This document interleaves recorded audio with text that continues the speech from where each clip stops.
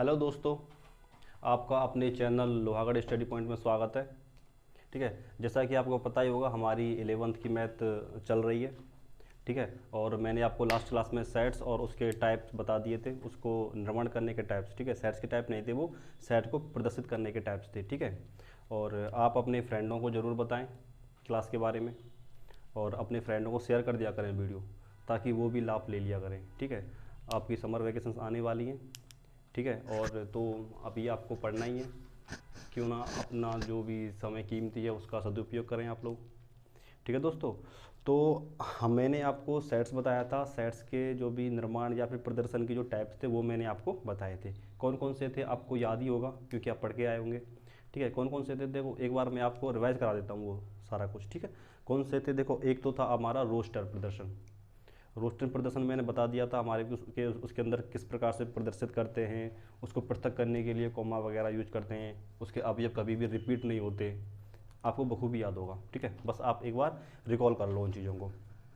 ठीक है, फिर मैंने दूसरी आपको जो भी प्रदर्शन की विधि बताई थी वो थी समुच्चय प्रदर्शन विधि या समुच्चय निर्माण प्रदर्शन विधि।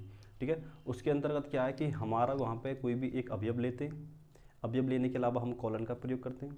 कॉलन का प्रयोग करने के अलावा वहाँ पे जो भी है एक खासियत लिखी जाती है, एक खासियत या फिर एक विशेषता लिखी जाती है, जो कि पर्टिकुलर जो भी पर्टिकुलर होती है, और जो सभी अवयवों में क्या होती है, हमारी विद्यमान होती है।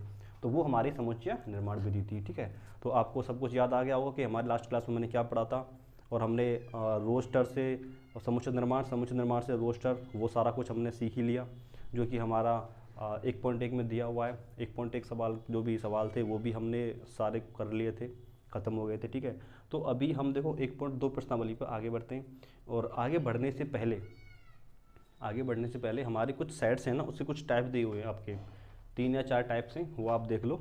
और जो हमारी 1.2 जो प्रश्नावली है ना, उसके अंतर्गत सिर्फ जो मैं आपको कराने वाला हूँ अभी यहाँ पे कुछ सेट्स के टाइप है ना, वो उन्हीं के में आने वाले हैं। ठीक है, बस ओनली, और फिर आगे करेंगे तो आगे पढ़ेंगे। अभी तक के लिए आप देख लेंगे, एक दो उदाहरण करा देंगे, नहीं तो आपको जो भी बताया गया है आप वही पढ़ना। तो देखो, अब सबसे पहले मैं बात करता हूँ आपको एक समुच्चय का जो प्रकार है, एक है रिक्त समुच्चय है। ठीक है दोस्तों, क्या है, एक समुच्चय का टाइप है रिक्त समुच्चय।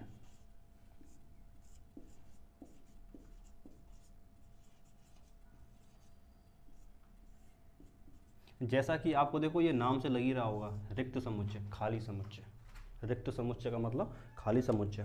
क्या, अब इसकी डेफिनेशन क्या होने वाली है आप समझ ही गए होंगे। ऐसा समुच्चय जिसके अंतर्गत कोई भी अवयव नहीं हो, मतलब कि वो खाली हो। ठीक है, समझ रहे हैं आप लोग। रिक्त का मतलब क्या होता है, खाली होता है रिक्त का मतलब। और खाली से हम क्या, तो इसकी डेफिनेशन क्या बना लेंगे, देखो मुझे माइंड डेफिनेशन बना के देखो आप। रिक्त समुच्चय, आपके माइंड में रिक्त समुच्चय को क्या लेकर के क्या आएगा, कि ऐसा समुच्चय जिसके अंतर्गत एक भी अवयव ना हो, वो रिक्त समुच्चय कहलाता है। ठीक है, आपने सोची डेफिनेशन, और एकदम सही सोची है। ऐसा समुच्चय जिसके अंतर्गत कोई भी अवयव विद्यमान ना हो। ठीक है, एक बार डेफिनेशन में आपको लिख देता हूँ, और आप भी नोट डाउन कर लें ये वाली। ऐसा समुच्चय, ऐसा समुच्चय जिसमें एक भी अवयव ना हो, एक भी अवयव ना हो। ठीक है, ये क्या हो गई, इसकी परिभाषा हो गई। वह समुच्चय रिक्त समुच्चय कहलाता है। एक भी ना हो वह समुच्चय रिक्त समुच्चय कहलाता है।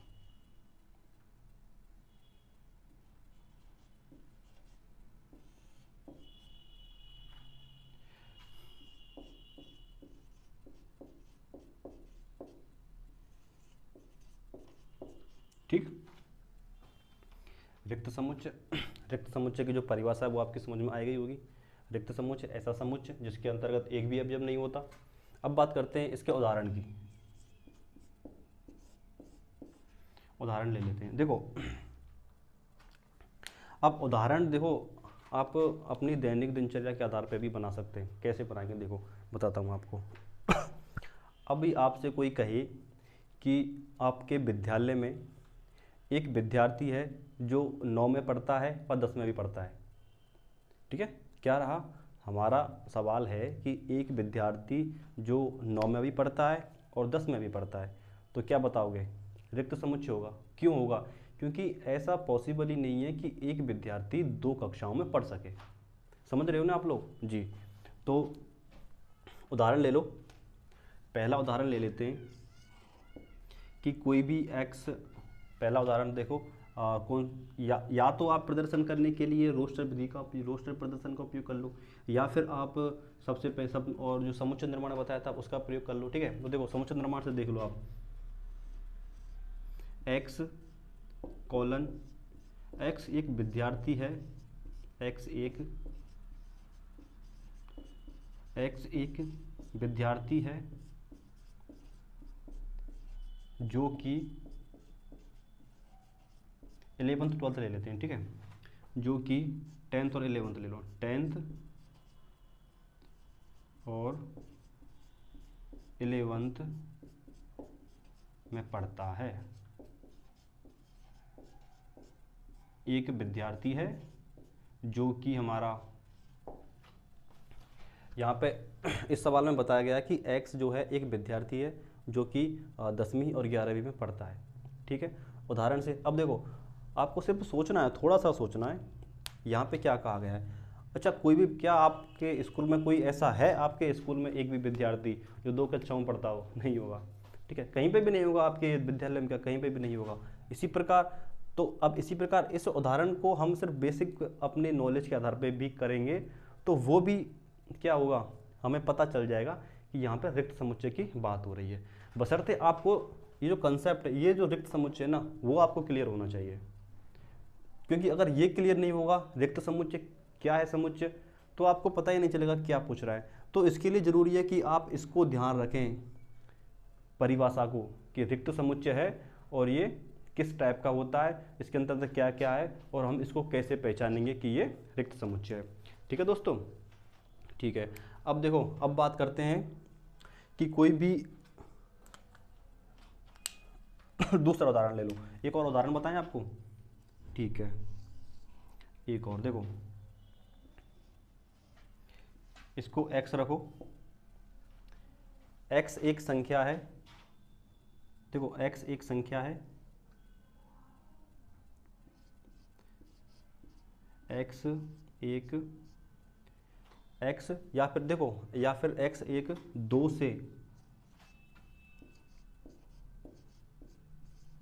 2 से बड़ी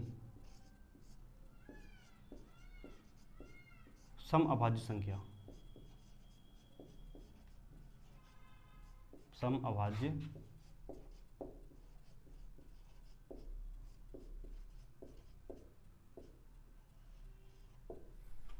संख्या है। चलो अब बात करते हैं अभाज्य संख्याओं की, बात करते हैं। सबसे पहले अभाज्य संख्या कहते किसे, अभाज्य संख्याएं मतलब काफ़ी लोगों को पता होगा अभाज्य संख्या क्या हैं, कैसी हैं, ठीक है ना, आपको बता ही दिया होगा 9th और 10th में ये आपके आती हैं, ठीक है। तो अभी और कुछ लोग ऐसे होते भूल भी जाते हैं, नॉर्मल सी बात है, बोलना स्वाभाविक है, ठीक है। मैं आपको रिकॉल करा देता हूँ क्या होती हैं। देखो, अभाज्य संख्या वे संख्याएँ होती हैं जिनमें, अभाज्य संख्या कौन सी संख्या होती हैं, ये जो अभाज्य संख्या हैं वो संख्या होती हैं जिनमें एक तो 1 का भाग जाए और एक स्वयं का भाग जाए, ठीक है दोस्तों। अभाज्य संख्या, एक बार और सुन लो, अभाज्य संख्या वे संख्याएं होती हैं जिनमें 1 का भाग जाएगा और स्वयं का भाग जाएगा, ठीक। अब ऐसी संख्याएं देखो कौन कौन सी होती हैं, अब इसका उदाहरण देख लो आप। देखो, एक देख लो, सबसे पहले तो एक ही आएगा, एक में देखो एक इस बेस पे भी एक है और इस बेस पे भी है, 2 ही जा रहे हैं। अब देखो 2 देख लो, 2 देख लो, 2 में देखो किसका जाएगा, 1 का जाएगा और एक 2 का जाएगा। अच्छा 3 देख लो, 3 देख लो, 3 में किस किस का जाएगा, 1 का जा रहा है, बिल्कुल जा रहा है, 3 का जा रहा है, बिल्कुल जा रहा है, इसके अलावा किसी का तो नहीं जा रहा, नहीं जा रहा। अब 4 देख लो, 4 देख लो, 4 होगा क्या, नहीं होगा 4, क्यों नहीं होगा, 4 के गुणनखंड करके देखो आप, 4 के जो गुणनखंड करेंगे ना वो होगा हमारा 1 भी होगा, इसका देखो 1 भी होगा, इसका 2 भी होगा, इसका 4 भी होगा। मैंने क्या कहा, अभाज्य संख्या की परिभाषा क्या बताई? अभाज्य संख्या वे संख्याएं होती हैं जिनका जिनका जो गुणनखंड है ना, या जिनके जो संख्या है गुणनखंड है वो एक और स्वयं, जिनमें एक का और स्वयं का, एक का और स्वयं का, ये बात याद रखनी है बस अभाज्य के लिए। तो 4 नहीं होगा, 4 नहीं होगा ना, तो ये 4 बिल्कुल नहीं होगा, 4 नहीं होगा, कैंसिल कर दो। अगला देखो 5 लिखो, 5 बिल्कुल।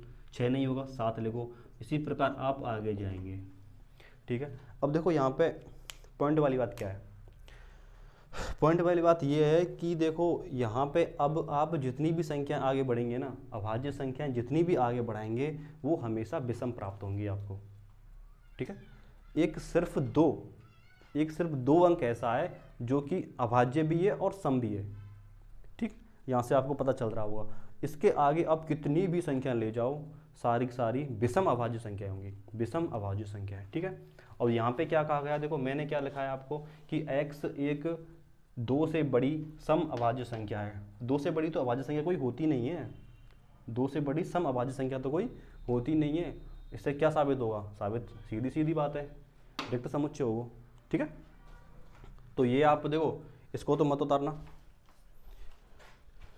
ठीक है, या तो रहने दो। अभाज्य संख्या की ये डेफिनेशन है थोड़ी सी, इसको लिख ही लो या फिर इसको भी साफ कर दो, कोई दिक्कत नहीं है। आपको ये उतारना है, रिक्त समुच्चय के बारे में जो भी बताया वो आप नोट डाउन कर लो।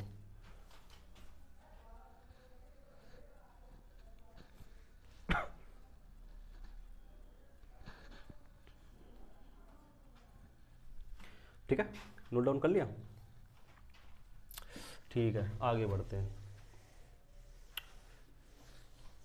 कोई सवाल नहीं होगा, ठीक है, क्योंकि देखो नॉर्मल सी बात है ये तो, अब आपको याद भी हो गया ये साथ के साथ, हो गया वो ना, बिल्कुल।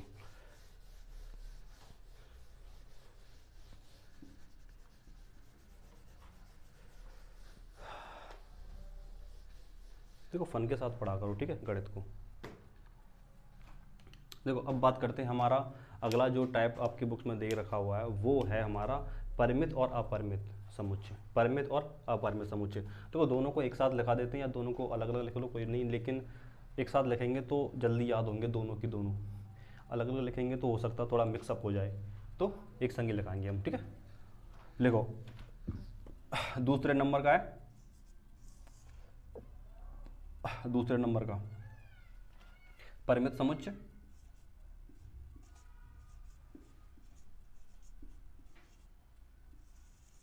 परिमित समुच्चय, शॉर्टकट लिख दूं, शॉर्टकट में समझ जाना, ठीक है। परिमित समुच्चय व अपरिमित समुच्चय,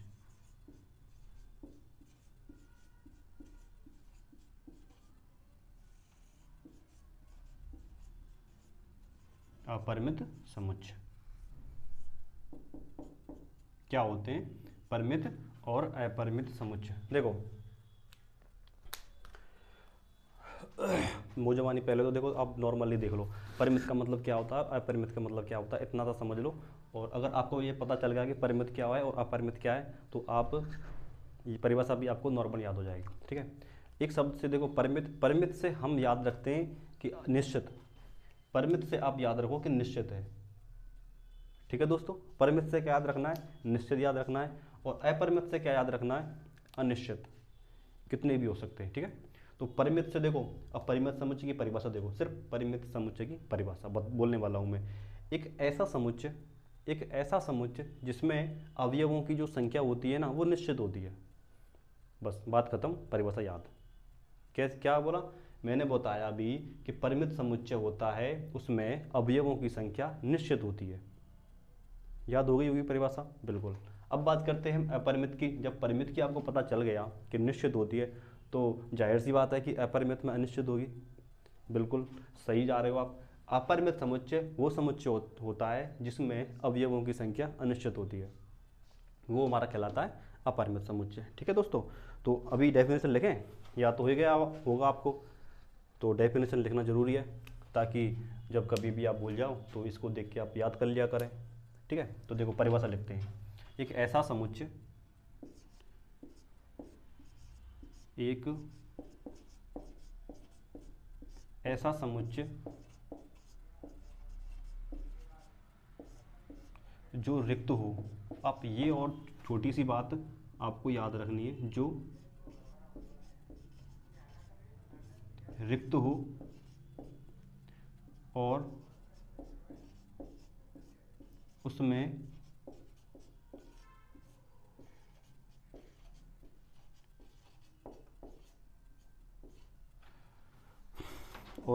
अवयवों की संख्या, अवयवों की संख्या क्या हो, निश्चित हो।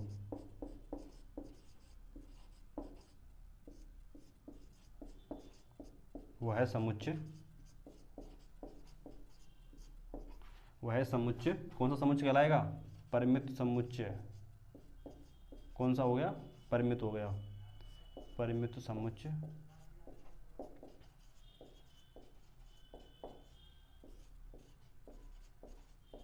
कहलाता है। ठीक है, ये हमारी हो गई किसकी परिभाषा, परिमित समुच्चय की। ऐसा समुच्चय जो रिक्त हो और उसमें अवयवों की संख्या निश्चित हो, वह समुच्चय परिमित समुच्चय कहलाता है। अब इसको देख के आप जो जो रिक्त हो, मतलब जो रिक्त समुच्चय होता है वो परिमित होता है। कैसे होता है, क्योंकि देखो उसमें निश्चित होता है कि एक भी अवयव नहीं है, निश्चित है। समझ में आ रही बात। अगर होता अरिक्त होता, अरिक्त में तो देखो कितने भी हो सकते हैं, 5 10 15 कितने भी हो सकते हैं, या फिर हो सकता है कि अनंत हो। ठीक है, तो यहाँ पे रिक्त रिक्त देने का मतलब यही रहा कि रिक्त में क्या है, अवयवों की संख्या होती है निश्चित, 0। एक भी अवयव नहीं है, एक भी अवयव नहीं है तो वो निश्चित हो गया ना, एक भी अवयव नहीं है, डेफिनेटली बात है, एक भी नहीं है तो वो निश्चित हमें पता है। हम किसी के पास रुपए लेने गए, उससे पूछा कि रुपए हैं, उसने कहा नहीं है मेरे पास में, तो ये निश्चित है कि उसके पास रुपए नहीं है। ठीक है, अगर उसके पूछे कि हाँ कुछ रुपए हैं, कुछ रुपए होते या फिर अरिक्त है, उसके पास कुछ रुपए हैं मतलब अरिक्त है, तो उसके पास कुछ ना कुछ तो होंगे। समझ रहे हो ना। तो उसी के आधार पर देखो यहाँ पे रिक्त समुच्चय कहने का मतलब इसलिए है क्योंकि उसमें ना रिक्त समुच्चय एक हमारा परिमित समुच्चय होता है। ठीक है दोस्तों, रिक्त समुच्चय हमारा एक परिमित समुच्चय होता है। ठीक है, हम रिक्त समुच्चय को परिमित समुच्चय भी कह सकते हैं, इस बात का भी आप ध्यान रखें। रिक्त समुच्चय परिमित समुच्चय होता है। ठीक, अब बात करते हैं हम अपरिमित समुच्चय की। ठीक है, यहाँ तक आ गई परिभाषा याद आपको। ठीक है, अब बात कर रहे हैं एक ऐसा समुच्चय जो रिक्त हो और उसमें अवयवों की संख्या निश्चित हो, वो समुच्चय कहलाता है परिमित समुच्चय। और इसमें देखो अब जब मैं लिखूंगा ना तो इसमें ये रिक्त पद वाला काउंट नहीं होगा। और यदि, अलग से परिभाषा है, यदि अवयवों की संख्या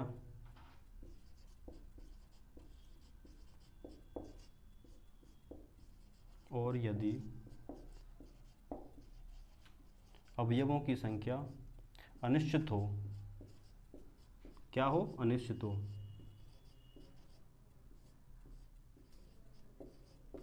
और यदि उसमें अवयवों की संख्या अनिश्चित हो, वह समुच्चय कैसा कहलाएगा, वह समुच्चय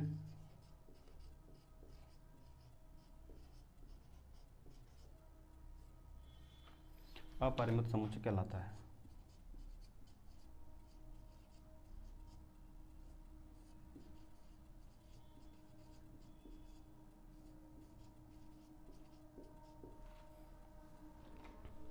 ठीक, इसके उदाहरण आपके माइंड में आए रहे होंगे, काफ़ी सारे उदाहरण हैं। ठीक है, दोनों के काफ़ी सारे उदाहरण हैं।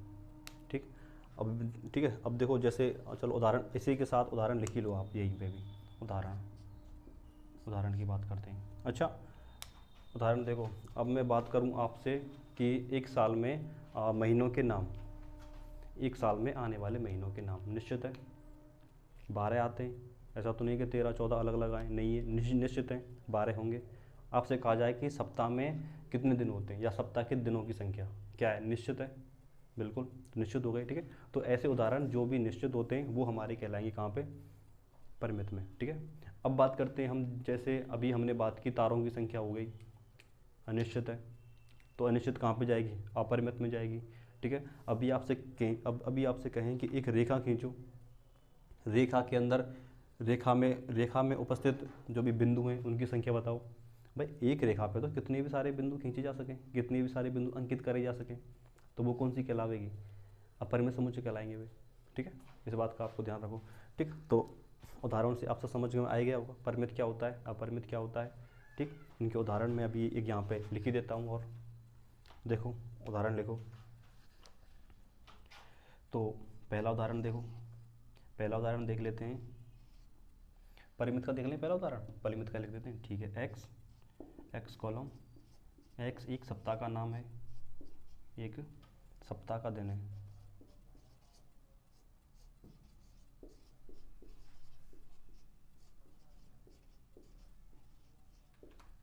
ठीक है, दूसरा उदाहरण ले लेते हैं।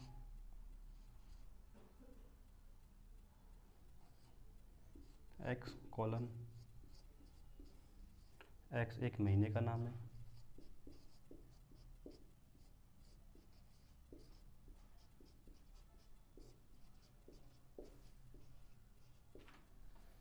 ठीक है, अभी बात करते हैं हम तीसरे की। थर्ड क्या रेखा वाले को लिख देते हैं उदाहरण, सही है। एक्स कॉलन, एक्स एक रेखा पर उपस्थित बिंदु है।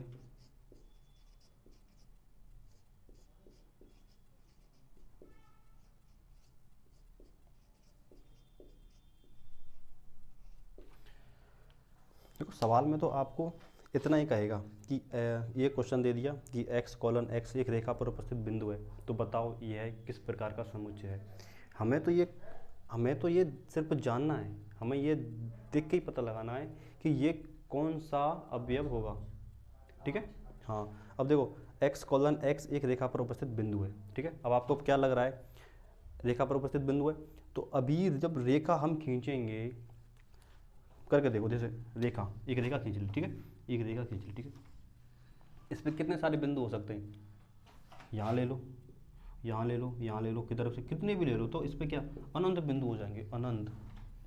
जब अनंत की बात आ जाए, अनिश्चित की बात आ जाए, तो हमारा अपरिमित समुच्चय। ठीक है, एक महीने का नाम है, एक्स एक महीने का नाम है। ठीक है, या फिर यहाँ पे आ गया, यहाँ पे आ जाएगा कि महीनों का नाम, महीनों की संख्या, कुछ भी आ जाए, उससे आपको एक माइंड में सेट हो जाएगा कि जो भी निश्चित है, महीनों के नाम निश्चित होते हैं, तो ये हमारा निश्चित समुच्चय हो गया।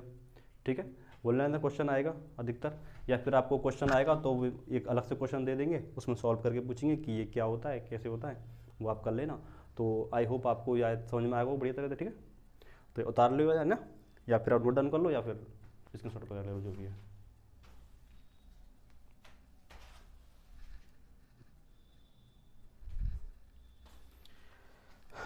ठीक है दोस्तों, अब देखो एक और समुच्चय रह गया, उसको भी देख लेते हैं, फिर एक दो क्वेश्चन देख लेंगे।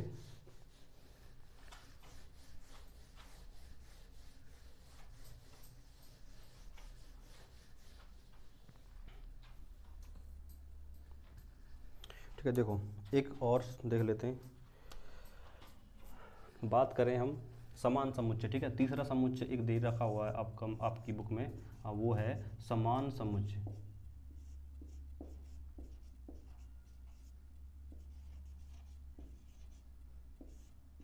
समान समुच्चय,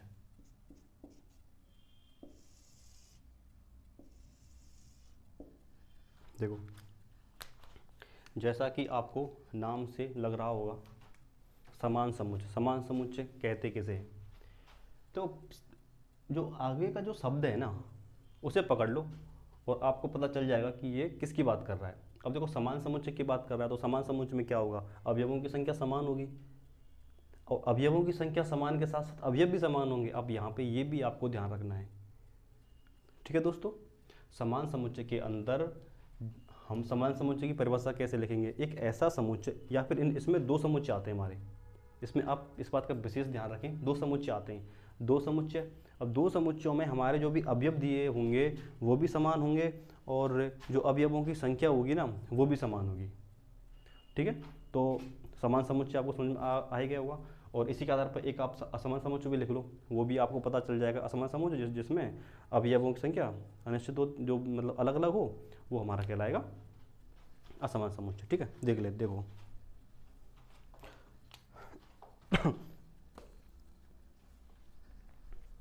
तो इसमें देखो दो अवयव होते हैं, ठीक है।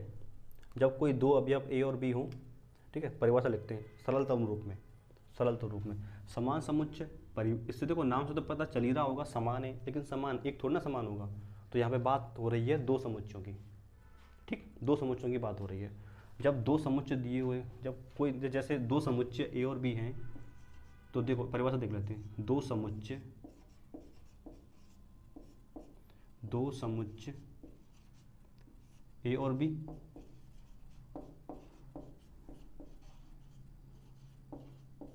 अच्छा ये मैंने ए और बी कैपिटल क्यों लिखे?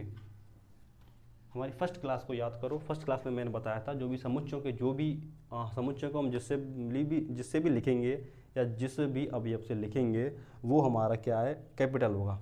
अक्षर लिखेंगे ना, वो लिखने वाला अक्षर क्या होगा, कैपिटल होगा, और उसके अवयव होंगे ना वो हमारे स्मॉल लेटर में होंगे, ठीक है। तो दो समुच्चय ले लिए हमने ए और बी, ठीक है ना, दो समुच्चय ए और बी, और यहाँ पे लिखेंगे कि ए के समुच्चय ए के अवयव, क्या लिखेंगे हम, समुच्चय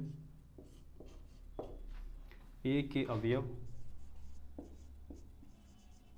समुच्चय या फिर लिखो समुच्चय ए का प्रत्येक अवयव, यूँ लिखो आप, यूँ ज़्यादा ठीक रहेगा, ठीक है। समुच्चय ए का ज़्यादा ठीक रहेगा, समुच्चय ए का, समुच्चय ए का प्रत्येक अवयव,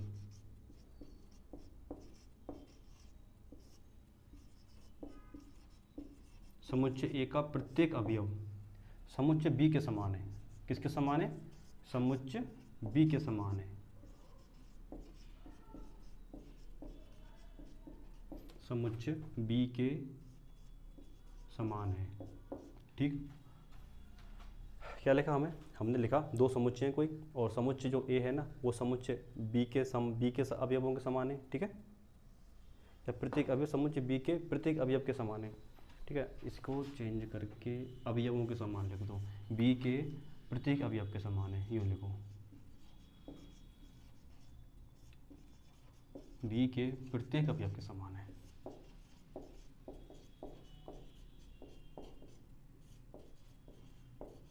ठीक।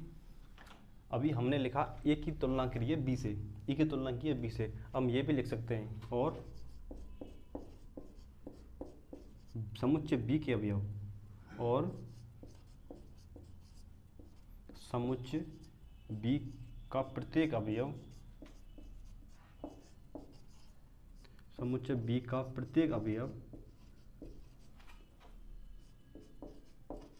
समुच्चय ए के प्रत्येक अवयव के समान है,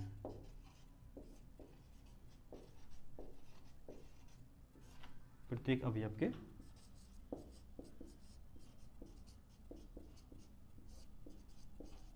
समान है, ठीक है। ये हो गई हमारी इसकी परिभाषा।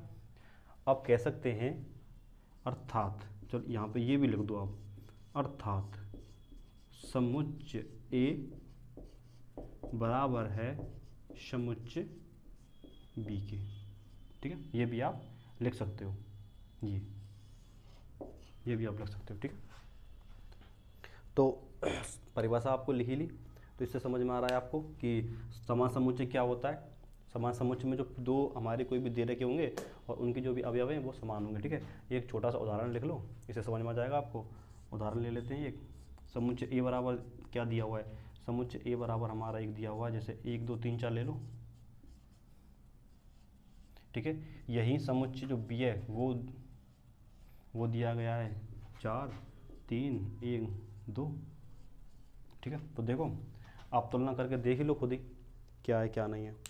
देखो 1 2 3 4, इसमें देखो सेम बराबर है, 4 अवयव इसके 4 अवयव इसके, और प्रत्येक अवयव भी बराबर है। देखो चाहे मतलब इनकी थोड़ी मतलब स्थिति है वो थोड़ी अलग अलग हो, कोई कहीं पर स्थित है कोई कहीं पर स्थित है, ठीक है, लेकिन जो भी इनकी जो संख्या है वो बराबर है और जो भी अवयव है ना वो भी बराबर है, ठीक है। तो क्या कहेंगे हम, ये वाले हैं ना, ए बराबर बी, ए और बी, समुच्चय ए और बी समान अवयव है, समुच्चय ए और बी